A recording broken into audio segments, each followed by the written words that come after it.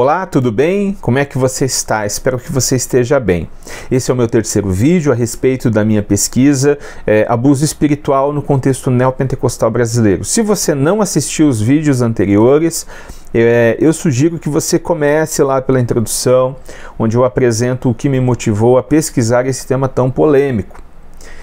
No segundo vídeo, eu faço uma contextualização do neopentecostalismo brasileiro, que foi o recorte que eu precisei fazer para dar andamento na minha pesquisa. Então eu queria pesquisar o abuso espiritual, então eu escolhi pesquisar o abuso espiritual dentro do neopentecostalismo brasileiro, porque foi um segmento do protestantismo que eu vivi mais da metade da minha vida, quase 20 anos.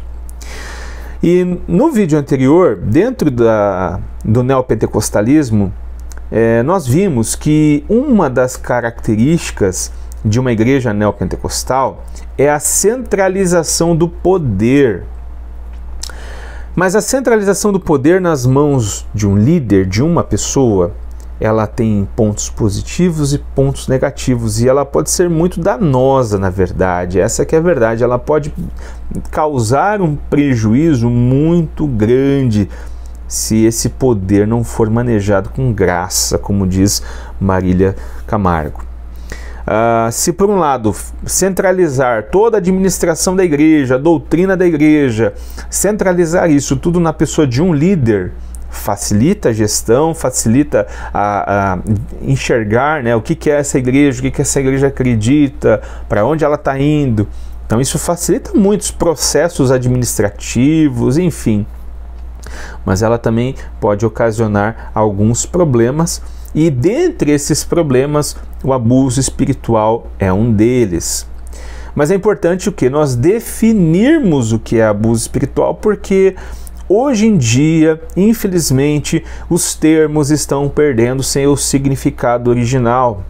Então, um termo ele pode ter milhares de significados, e o mesmo pode acontecer com abuso espiritual. Então, é necessário nós distinguirmos o que é abuso espiritual e o que é apenas uma falta de cordialidade do pastor, uma falta de humildade do líder, ou vamos pensar numa linguagem mais coloquial, o abuso espiritual, um exemplo, o líder da igreja, o fato dele agir muitas vezes com força, ou como um cavalo, como alguns vão dizer, não significa que ele está sendo abusivo.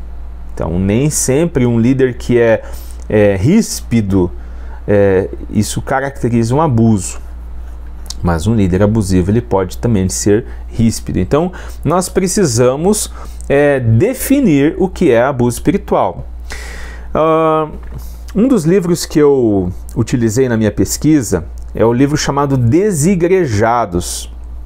Dauro Campos vai fazer uma pesquisa, uma ampla pesquisa, se eu não me engano é do mestrado dele, a respeito desse grupo de pessoas que saíram de igrejas evangélicas, na sua maioria igrejas neopentecostais, e elas são chamadas popularmente por desigrejados. Então eles são considerados como desigrejados, ou seja, não tem igreja. São pessoas que são evangélicas, são cristãs, acreditam nas doutrinas centrais da fé cristã, mas elas não participam de uma igreja local, elas não são membros de uma igreja local. E Dauro Campos ele vai nos apresentar dois tipos de pessoas que formam esse grupo de desigrejados. O primeiro grupo é formado por aqueles que foram decepcionados com a graça. Inclusive, esse é um termo utilizado por Paulo Romero na sua tese de doutorado. E posteriormente também virou um livro. E também faz parte do meu trabalho. Então, o primeiro grupo que Dauro identifica dentre os dois é o grupo dos decepcionados com Deus, decepcionados com a graça. pessoas que se decepcionaram, que se desiludiram com a religião cristã, com Deus, né, que sofreram abusos e acabaram se desligando da igreja, se decepcionando, e até acreditam, mas tem uma dificuldade muito grande. E o segundo grupo são chamados por Hidalgo como críticos do modus operandi. São aqueles indivíduos que saíram das igrejas neopentecostais, igrejas pentecostais, sofreram muitas das vezes, algumas sim, algumas não, mas eles se tornam críticos do sistema religioso.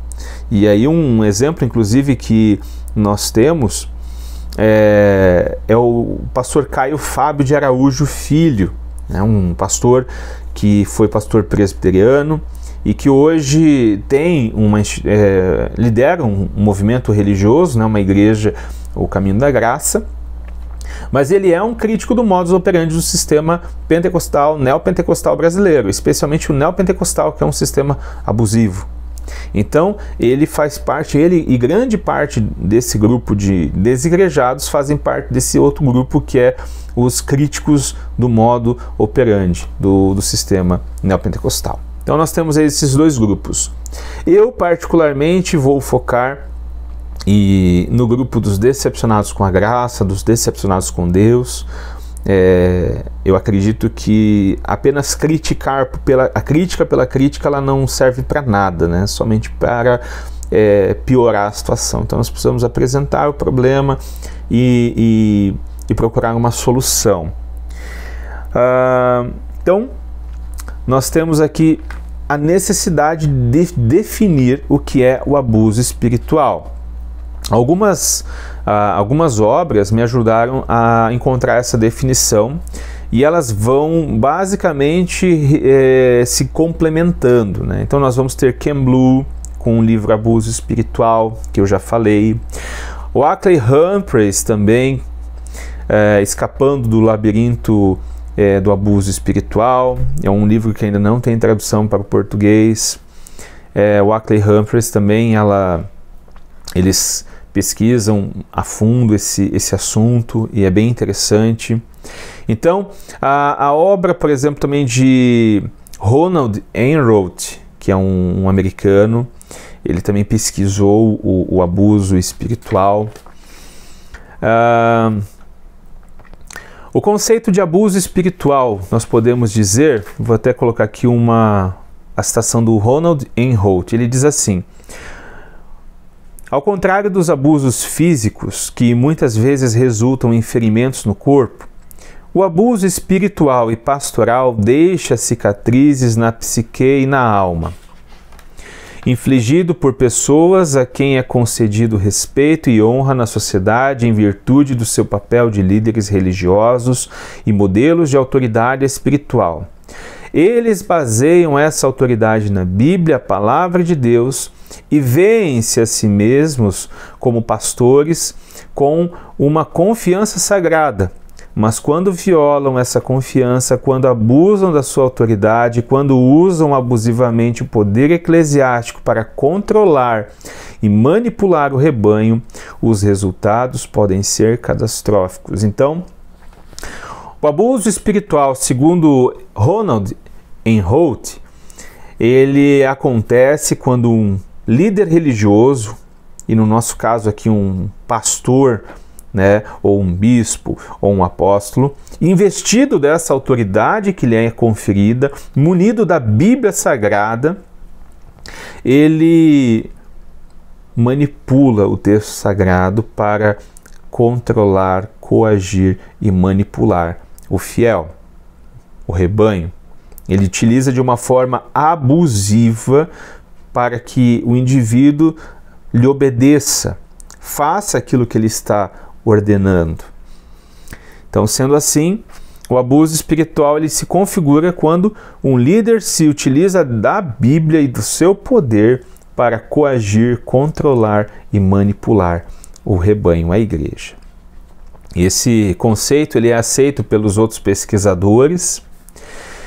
No Brasil, nós temos poucas obras a respeito do abuso espiritual, e nós temos aí o Ken Bloy, e nós temos, se eu não me engano, mais uma ou outra ali que vai abordar um pouco esse assunto, e se Deus permitir, eu transformarei esse trabalho, essa pesquisa num livro também. Mas Ken Bloy, em 92, vai apresentar também uma definição bem interessante. Ele vai dizer assim: o abuso espiritual se caracteriza quando o líder utiliza a autoridade que lhe foi conferida para coagir, controlar ou explorar um seguidor, causando-lhe ferimentos espirituais. Então, o abuso ele acontece quando um líder religioso ele utiliza o poder que ele tem para coagir, controlar e explorar um fiel, causando feridas espirituais, causando aquele grupo, dando origem ao grupo dos decepcionados com Deus, dando origem ao grupo dos decepcionados com a graça. E esse abuso ele é promovido, em especial nas igrejas neopentecostais, por adotarem um sistema de governo episcopal, pela sua liderança, pelos seus pastores, pelos seus bispos, pelos seus apóstolos. Então, Ken Bloy vai dizer que toda vez que um líder, um pastor, controlar, explorar, coagir um fiel, isso vai gerar na pessoa, no indivíduo que é controlado, manipulado, coagido, feridas espirituais. Então sempre vai haver o forte e o fraco, o que fere e o que é ferido, o abusador e o abusado. Existem vários tipos ou vários níveis de abuso espiritual. Ken Bloy vai detalhar isso no livro dele, e eu sugiro que, se você se interessa por esse assunto, que você leia. Essa é uma obra obrigatória, né? Ken Bloy, Abuso Espiritual. Que existem vários níveis de abuso. Então tem um abuso que é sutil, que é leve, que você nem percebe essa manipulação. E em alguns casos ele se torna mais agressivo, né? E mais perceptível. Nós também temos uma definição de abuso espiritual do Dr. Shawn Nelson. Ele defende que o abuso espiritual acontece quando um líder cristão causa dano a outros e quando age de maneira egocêntrica com o objetivo de beneficiar-se. Uma outra definição de abuso espiritual, Remy Dietrich, diz assim: o abuso espiritual ocorre quando a pessoa usa a Deus ou sua suposta relação com Deus para controlar o comportamento de outras pessoas para o seu benefício pessoal.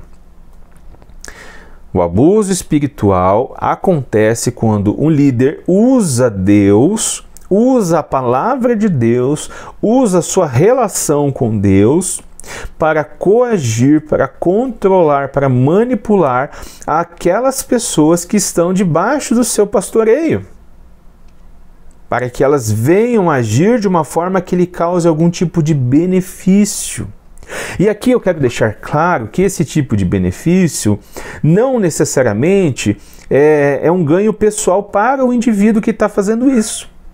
Muitas vezes o ganho ou o benefício que ele está procurando é a pessoa fazer algum tipo de doação para a igreja, é a pessoa participar de algum tipo de atividade da igreja ou fazer algo em relação àquilo que ele está precisando.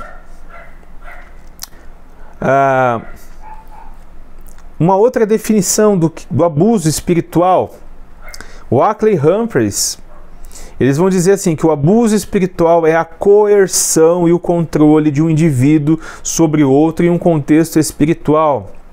E ele diz assim, ela diz assim: este abuso pode incluir manipulação e exploração, responsabilização forçada, censura da tomada de decisões, exigências de sigilo e silêncio, coerção para se conformar, uso indevido das escrituras ou do púlpito para controlar o comportamento, exigências de obediência ao agressor, suposições de que o agressor tem uma posição divina, isolamento dos outros, especialmente aqueles fora do contexto abusivo.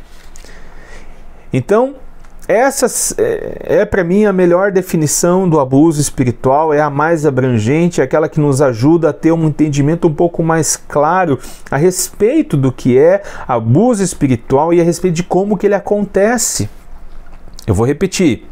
O abuso pode incluir manipulação, exploração, responsabilização forçada, censura da tomada de decisão, exigência de sigilo e silêncio, coerção para se conformar, uso indevido da escritura e do púlpito para controlar o comportamento, para exigir obediência. Mais adiante, nós perceberemos que isso está presente nas igrejas neopentecostais, na maioria das igrejas neopentecostais, nas grandes igrejas neopentecostais, as quais utilizam seus púlpitos, suas bíblias, seus pastores para manipular o rebanho a fim de alcançar seus objetivos, sejam eles políticos, religiosos, administrativos ou financeiros. Coerção e controle são as características principais do abuso espiritual e por meio da Bíblia. Então se utiliza a Bíblia, o livro sagrado dos cristãos, para coagir, para controlar, para silenciar, para repreender, para manipular, né? E isso caracteriza o abuso espiritual. E esse assunto ele é um problema atual. Ken Blue, por exemplo, ele vai mostrar no seu livro Abuso Espiritual que no tempo de Jesus isso já acontecia. Se você ler Mateus 23, Jesus está falando contra os abusadores espirituais da sua época, aqueles que exigiam a perfeição e a religião nos mínimos detalhes das pessoas, mas eles mesmos não eram capazes de mover um dedo para fazer o mesmo. Então, é um problema presente no cristianismo, no pentecostalismo e principalmente, pensando em Brasil, ele é muito presente no neopentecostalismo.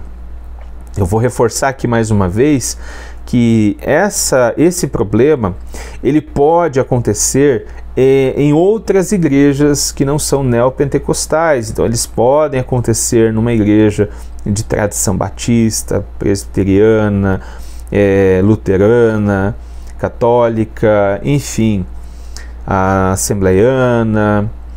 Eles podem acontecer.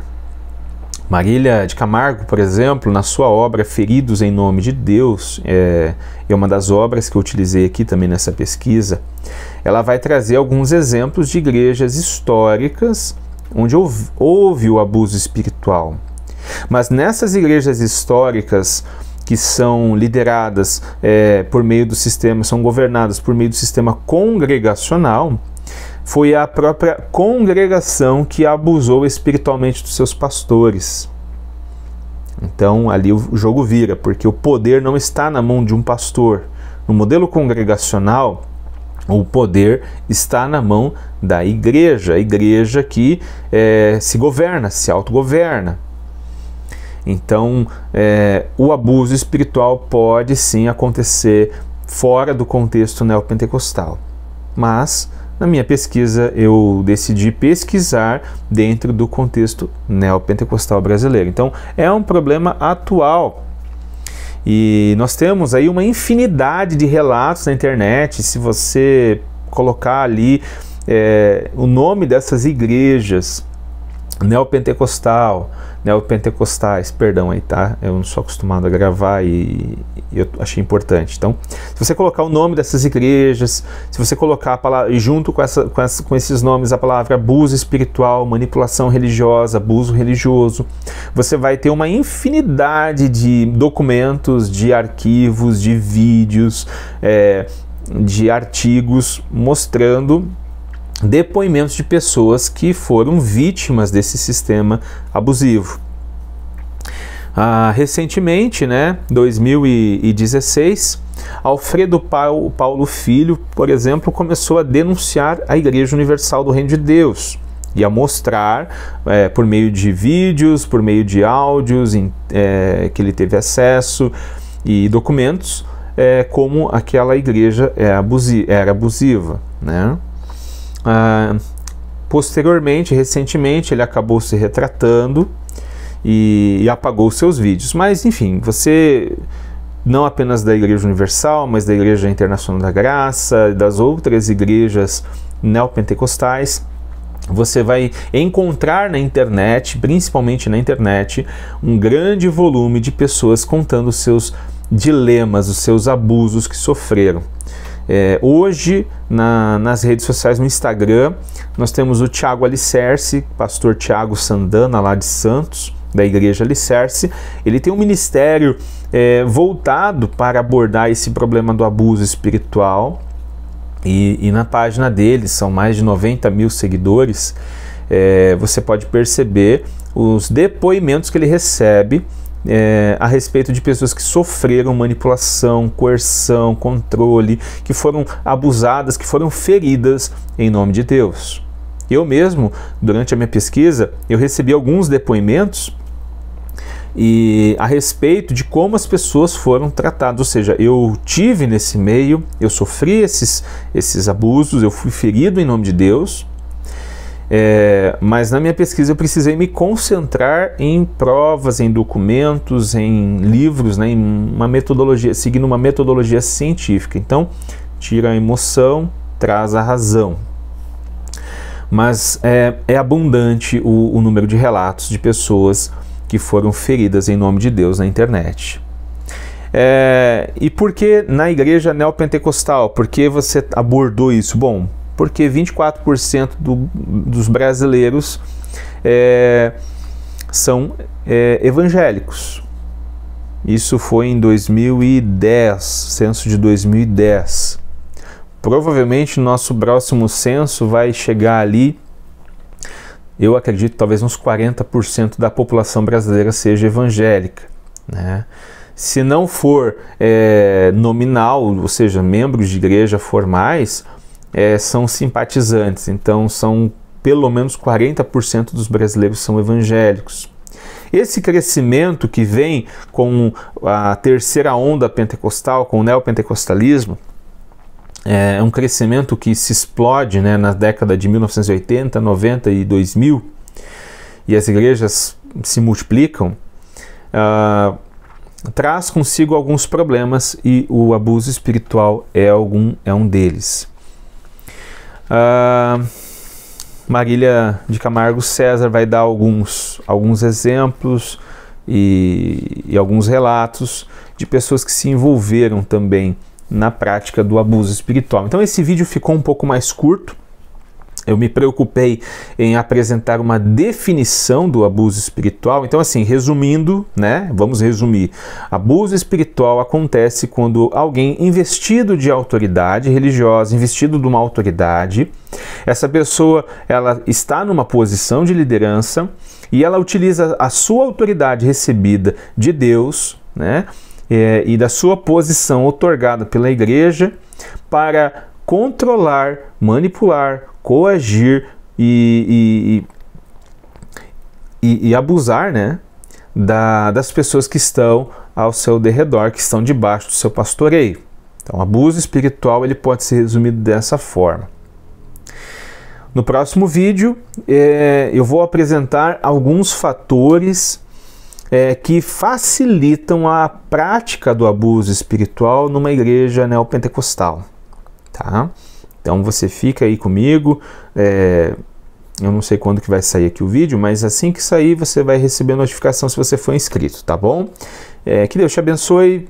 Você pode comentar aqui nos comentários, se você não concordar com o que eu estou falando, fique à vontade para não concordar, para discordar.